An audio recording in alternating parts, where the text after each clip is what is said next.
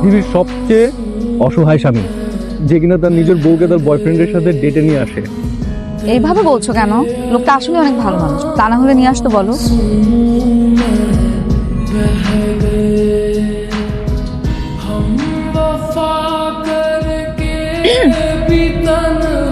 তুমি এত রাতে ছাদে? আপনাকে দেখতে আসলাম। আচ্ছা, আপনি কি এখন আমার উপর রাগ করে আছেন? রাগ করবো কেন? না মানে ওই যে আমি আমার বয়ফ্রেন্ডের সাথে বসে ফুচকা খাচ্ছিলাম, ও আমাকে খাইয়ে দিচ্ছিল, আমি ওকে খাইয়ে দিচ্ছিলাম। ভালো কথা, উকিল ফোন দিয়েছিল, আগামীকাল যেতে বলেছে, আমাদের ডিভোর্স হয়ে যাবে। ঠিক আছে। কাল আমি নয়নকে বিয়ে করছি। আপনি কি আমাদের বিয়েতে থাকবেন? না। আপনি কি আমাকে মিস করবেন? আপনার চেহারা দেখে মনে হচ্ছে আমি চলে যাবো, এটা শুনে আপনি খুব কষ্ট পেয়েছেন। আমি আপনার কথা সারা জীবন মনে রাখবো। আপনি অনেক ভালো মানুষ।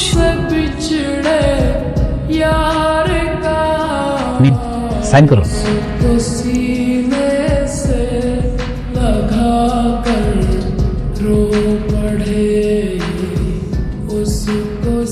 কি হলো, সাইন করেন।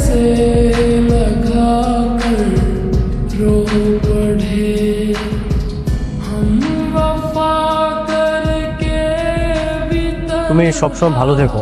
যদি কখনো কোনো প্রয়োজন হয় আমাকে জানিও। তোমার সামান্য উপকার করতে পারলেও আমার খুব ভালো লাগে। আমি চাই আমাদের মধ্যে বন্ধুত্ব সম্পর্কটা থাকুক।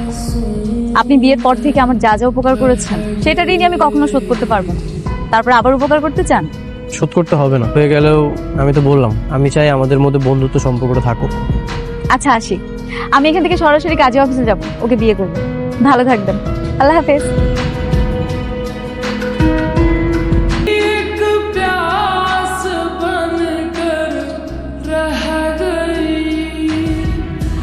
উনি হচ্ছেন আমার বাবা।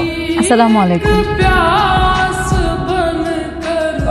আসলে একটা অ্যাক্সিডেন্টের পর বাবা কিছু বলতেও পারে না, শুনতেও পারে না। তুমি, আমি আর বাবা, আমাদের ছোট্ট একটা সংসার। কিন্তু তুমি তো বলেছিলে তোমাদের বাসায় নাকি কাজের বউ আছে, কোথায় উনি আজকে আসেনি? আসলে ওনাকে বিদায় দিয়ে দিস, তুমি আসবে তো তাই বিদায়। বাবার আমি এতদিন একা ছিলাম, ব্যাচেলর মানুষ আমরা, রান্না বান্না করার জন্য একজনকে দরকার হয়েছে, কিন্তু এখন তো তুমি চলে আসছো। ও যাক, টাকাগুলো কই? কি এই ব্যাগের মধ্যে নাকি? কি টাকা? কিসের টাকা? কিসের টাকা? তোমার কাবিনের টাকা। তোমার না 10 লাখ টাকা কাবিন হয়েছিল, এখন তো ডিভোর্স হয়ে গেছে, টাকাগুলো কি দেয় নাই? কি আশ্চর্য, ডিভোর্সটা তো আমি দিয়েছি, তাহলে আমি কেন ওনাদের কাছে টাকা চাইবো? কেন চাইবে? এতগুলো টাকা তুমি এমনি এমনি রেখে চলে আসছো, তাহলে তোমাকে এনে আমার কি লাভ? তুমি মানে তুমি আমাকে টাকার জন্য বিয়ে করছো? তুমি আমাকে ভালোবাসো না নয়ন? জ্বালা, ভালো তো বাসি। তোমার মতো বিবাহিত একটা মেয়েকে আমি বিয়ে করছি, কাজী অফিসে 10,000 টাকা খরচ করে আসলো, আর তুমি টাকা না নিয়ে চলে আসলো। সে যে আমাকে ভালোভাবে ডিভোর্স দিয়েছে এটাই তো অনেক। তুমি যে আবার টাকার জন্য বসে থাকবে সেটা আমার জানা ছিল না। তোমার কাছে টাকা পয়সা আর গয়নাগাটি যে এত বেশি গুরুত্বপূর্ণ সেটা আমার জানা ছিল না। আমার জীবনে আমি অনেক মানুষ দেখেছি, কিন্তু তোর মতো মানুষ দেখিনি যে নিজের স্ত্রীকে অন্যের হাতে তুলে দিয়ে গর্ববোধ করে।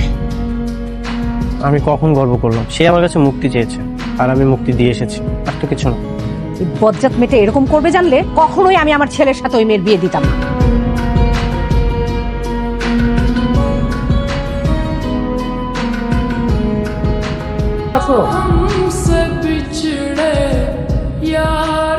কোন হাত কাটছে? বাহাত। আচ্ছা, রান্না শেষ করে মলম লাগিয়ে নিও, কমে যাবে। কত দূর রান্না? এই তো শেষের দিকে। কেন, তুমি কি কোথাও যাবা? হ্যাঁ, তুমিও যাবে, তাড়াতাড়ি রেডি হয়ে নিও। না, আমি গিয়ে কি করব? বাসায় অনেক কাজ, আমি রান্না বান্না করবো, তুমিই যাও। বললাম না কাজ আছে, এত প্রশ্ন করো কেন? গেলেই বুঝবা। তাড়াতাড়ি রান্না শেষ করে রেডি হয়ে নাও। আচ্ছা ঠিক আছে, একটু সময় দাও, বসো।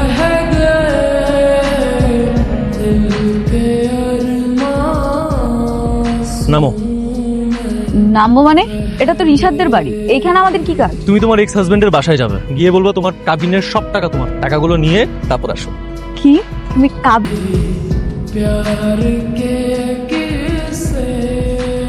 তুমি টাকা আনবে না? না, আমি টাকা আনতে পারবো না, এমনকি আমি মামলাও করবো না। মামলা করবো না? না। টাকা আনবা না?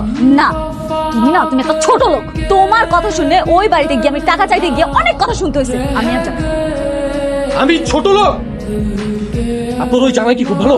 হ্যাঁ ভালো মানুষ, কিন্তু অহংকারী লোভী। তোমার শুধু টাকার লোভ। যেই মানুষের মনটা ভালো তাকেই ভালো মানুষ বলে, আর উনি একটা ভালো মানুষ, তুমি না। দ্বিতীয়বার ভেবে চিন্তে কথা বলবি। এটা আমার বাসা, তোর যখন তখন ঘাট ধাক্কা দিয়ে বের করে দিতে পারবো। আরে তোর মতো বিবাহিত মেয়েরে যে বিয়ে করছি এটাই তো তোর কপাল। দয়া করছি, এই দয়া নিয়ে বাইচা থাক। নয়ন, আমি তোমাকে ভালোবেসে সব কিছু ছেড়ে তোমার কাছে আসলাম, আর তোমার এই প্রতিদান। এটা তো কিছুই না, আরো দেখবি তোর ওই জামাইরে প্রতিদিন কল দিবি। যতদিন টাকা না দিবি ততদিন কল দিবি। টাকা আমার লাগবেই, নাইলে এই 4 দেয়ালের ভিতরে তুই ঢুকতে পারবি না। কথাটা মনে রাখবি।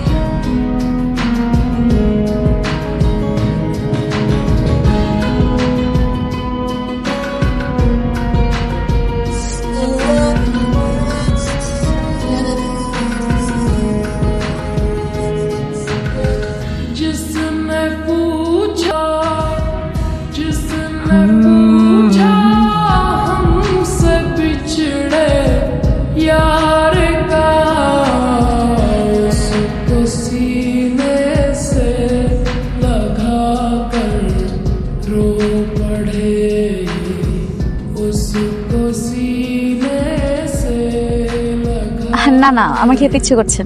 কি হয়েছে? আসলে নয়নের হাত ছাড়া অন্য কারো হাত দিয়ে আমি কখনো খাবার খাইনি। আপনি খান না।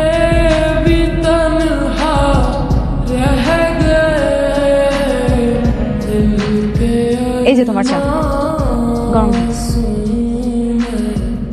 তোমাকে যে তোমার এক্স হাজবেন্ডের সাথে কথা বলতে বলছিলাম টাকা নিয়ে, বলছিলাম।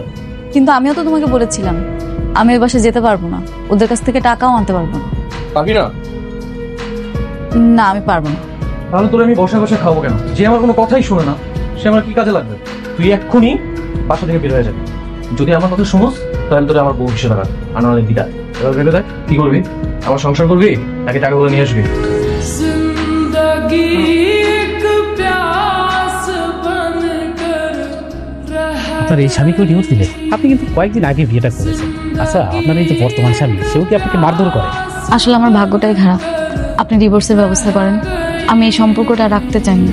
হ্যাঁ, চাইলে ব্যবস্থা করা যায়, আমরা তো ব্যবস্থা করার জন্যই বসছি, কিন্তু তার আগে তো আপনার স্বামীর সাথে আমার একটু কথা বলতে হবে। এভাবে একজনকে ডিভোর্স দিয়ে আরেকজনকে বিয়ে করা, আরেকজনকে ডিভোর্স দিয়ে আবার অন্যজনকে বিয়ে করা, এটা কিন্তু জীবন না, বুঝছেন? এরকম আর কখনো হবে না। আমি আর কাউকে ডিভোর্স দিব না। আমি আমার আগের স্বামীর কাছে ফিরে যেতে চাই। हम वफा करके भी तन्हा रह गए। আপনাকে না আমি চিনতে পারছি না। আপনি কি রিশাতের কোনো আত্মীয় হন? আমি রিশাতের স্ত্রী।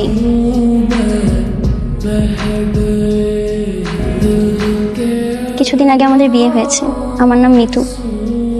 সেটা আগেই আপনি রিয়া, তুমি কখন আসছো? এই তো কিছুক্ষণ আগে। মিতুর সাথে তোমার পরিচয় হয়েছে? হ্যাঁ, ভীষণ মিষ্টি একটা মেয়ে। ও, তোমার কাবিনের টাকাটা আমি রেডি করে রেখেছি। আর শোনো, তুমি চাইলে এখনই টাকাটা নিয়ে যেতে পারো। না, আমার আর ওই টাকাটার দরকার নেই। কেন প্রয়োজন নেই? সেই টাকাটা তো তোমার হক। আপনি বরং ওই টাকাটা দিয়ে মিতুকে ভালো কিছু কিনে দিন। সেটার কোনো দরকার নেই, তুমি চাইলে টাকাটা নিয়ে যেতে পারো। না, লাগবে না। আজ তাহলে আসি।